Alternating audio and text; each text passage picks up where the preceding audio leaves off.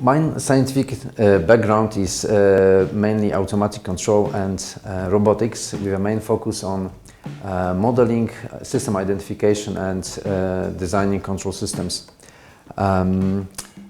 Basically, I started my interest in control and modeling of buildings, of heating systems for those buildings, but I jumped quite fast to something definitely more interesting, namely raw materials and raw materials sector, processing of those raw materials.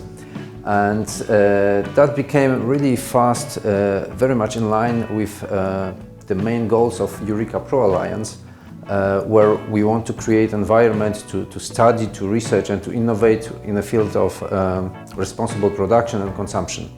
And what does it mean in the raw material sector? Basically, when we want to generate or create valuable materials, we want to extract them, we want to recover them with a higher rate, with a higher efficiency. We want to do that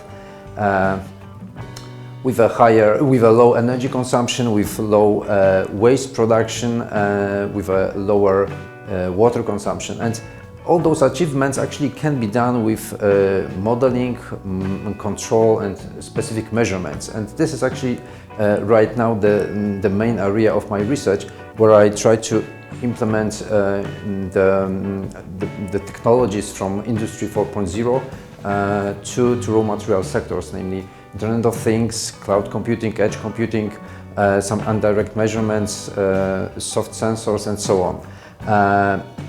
But sometimes we hit the limit of what we can do with automatic. We hit the physical limits of machines.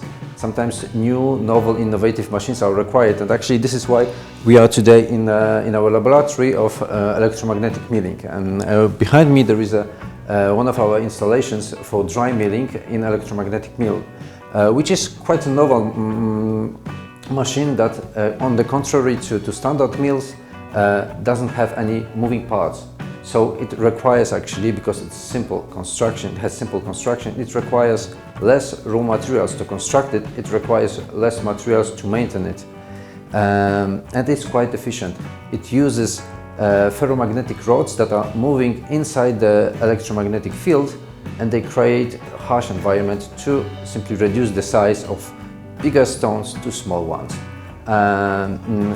Of course, all that process is controlled with the control system that is in this control cabinet, and it ensures that we will do it in the most efficient way in terms of energy and of course with constraints to the quality of the product. So basically this is one of the examples of how we can introduce responsible production in raw materials sector, which is actually really important right now when